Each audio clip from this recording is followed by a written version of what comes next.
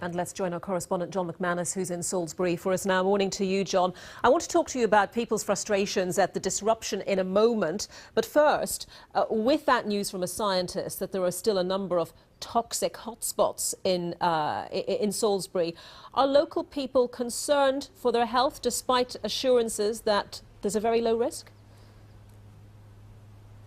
Well, you know, there's a kind of mixed response from locals about what's been going on here. We've spoken to several people this morning and also last night and yesterday during the daytime about their feelings about Salisbury being at the centre of national attention at the moment and this ongoing security situation here. People are concerned to a certain extent, though one couple we spoke to earlier this morning laughed really in the face of the danger and said, look, there's nothing really to worry about. Everybody survived. Nobody died, which is true, though, of course, Mr. Skripal is still in hospital. His daughter Yulia has been released, as we know.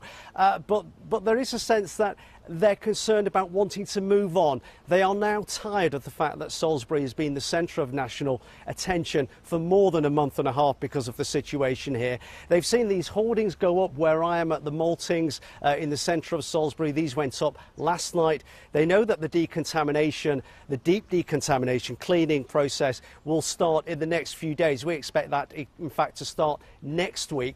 They'd like that to get going. They'd like a sense of normality to return here.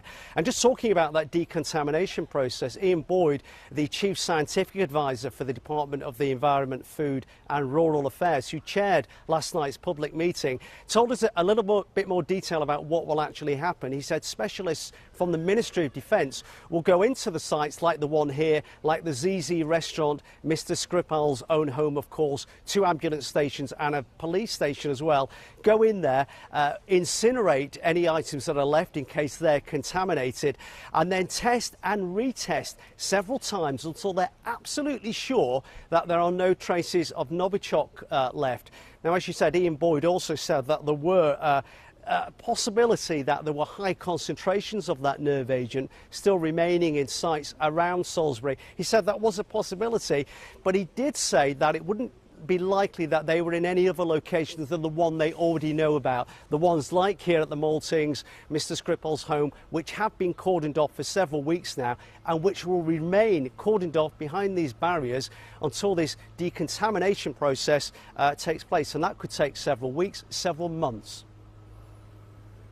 Our priority, obviously, is to make these sites safe and return them to normal use by you in Salisbury. And just to reassure you, our work is to make sure we eliminate completely the possibility of any potential future exposure. So, John, what are local people, local business people in particular, saying about the disruption to their lives? It's affected a completely wide range of business people. We were talking to a woman who owns an ice cream van not far from this spot. She said she has 2 ice cream vans normally. At this time of the year, she'd have one quite close to here. She hasn't been able to do that, of course.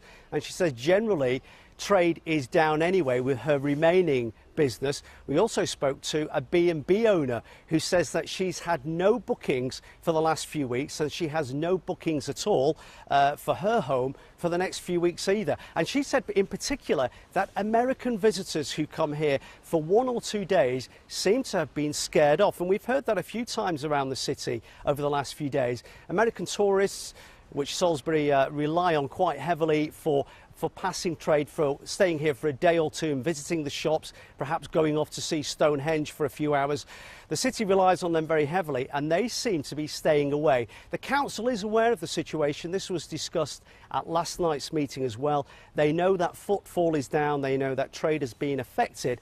They have put in place a few things to try and mitigate that. For example, there's free parking around the city at the moment, and that's carrying on at the moment for the next few weeks. But certainly, really, what they really need is for this situation to be over with and for normal life to return to Salisbury. OK, John, thank you very much for that. John McManus in Salisbury.